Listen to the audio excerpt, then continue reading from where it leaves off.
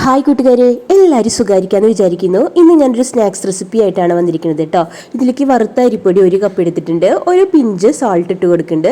പിന്നെ ഇത് പുഴുങ്ങിയ വാഴപ്പഴമാണ് കേട്ടോ, അത് ഒരെണ്ണം ചേർത്ത് കൊടുക്കുന്നുണ്ട്. പിന്നെ ഇത് ബ്രൗൺ ഷുഗറാണ് ഞാൻ ചേർത്ത് കൊടുത്തിരിക്കുന്നത്. അതൊരു 2 ടേബിൾ സ്പൂൺ ബ്രൗൺ ഷുഗർ ഞാൻ ചേർത്ത് കൊടുത്തിട്ടുണ്ട് കേട്ടോ. നിങ്ങളുടെ കയ്യിൽ ശർക്കരയുടെ പൊടി ഉണ്ടെങ്കിൽ അത് ചേർത്ത് കൊടുക്കാം. ഇനി നമുക്കിത് കൈ വെച്ചിട്ട് നന്നായിട്ട് മിക്സ് ചെയ്തെടുക്കണം കേട്ടോ. മിക്സ് ചെയ്തെടുക്കുമ്പോൾ ചിലപ്പോൾ വെള്ളം ഇല്ലാതെ ഇരിക്കാം. അപ്പോൾ നമുക്ക് നന്നായിട്ട് തിളപ്പിച്ച വെള്ളം ഒഴിച്ചു കൊടുക്കാം കേട്ടോ. ഇപ്പോൾ ഇതിപ്പോൾ നല്ല എന്താ പറയുക, വെള്ളം ഇല്ലാത്ത ഒരു അവസ്ഥയിലാണ് ഇതിപ്പോൾ ഇരിക്കുന്നത്. അതുകൊണ്ട് ഞാൻ ഇതിലേക്ക് വെള്ളം ചേർത്ത് കൊടുക്കുന്നുണ്ട് കേട്ടോ.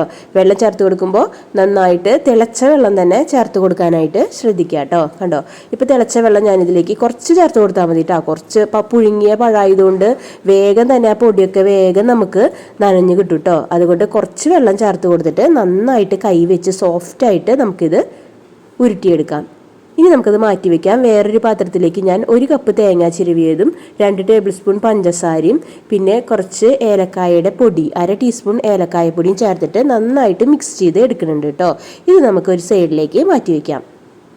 ഇനി നമുക്ക് ഈ കുഴച്ച് വെച്ച പൊടിയിൽ നിന്ന് കുറേശ്ശെയായിട്ട് എടുക്കാം. ഒരു എന്താ പറയുക, ഒരു കോഴിമുട്ടയുടെ ഒക്കെ ഒരു വലുപ്പത്തിൽ നമുക്കത് ഉരുളയായിട്ട് എടുക്കാം കേട്ടോ. എന്നിട്ടത് കയ്യിൽ വെച്ചിട്ട് ഒന്ന് പ്രസ് ചെയ്തിട്ട് എടുക്കുക, ഒന്ന് പരത്തിയിട്ട് നമുക്ക് നടുക്ക് കുഴി വരുന്ന വിധത്തിൽ ഒന്ന് അത് ഷെയ്പ്പാക്കിയിട്ട് എടുക്കുക കേട്ടോ. അതിങ്ങനെ ഒന്ന് പരത്തിയിട്ട് നമ്മുടെ കൈ ഒന്ന് കൂട്ടി പിടിക്കുക.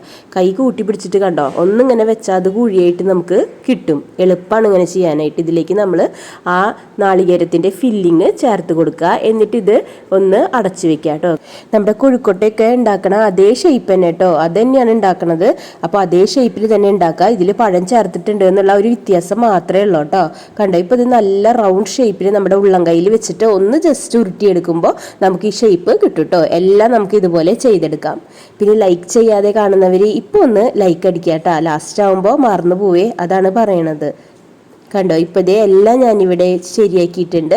ഇനി നമുക്കിത് ഒന്ന് സ്റ്റീം ചെയ്തിട്ട് എടുക്കാം കേട്ടോ. ഇത് നമുക്ക് ആദ്യം ഹൈ ഫ്ലെയിമിലിട്ടിട്ട് വെള്ളം നന്നായി തിളപ്പിച്ചിട്ട് ലോ ഫ്ലെയിമിലിട്ടിട്ട് ഒരു 20 മിനിറ്റ് നേരം സ്റ്റീം ചെയ്തെടുക്കാം കേട്ടോ. അപ്പോൾ നമ്മുടെ ഈ പഴം നിറച്ചിട്ടുള്ള കൊഴുക്കട്ട റെഡിയായി വരും കേട്ടോ.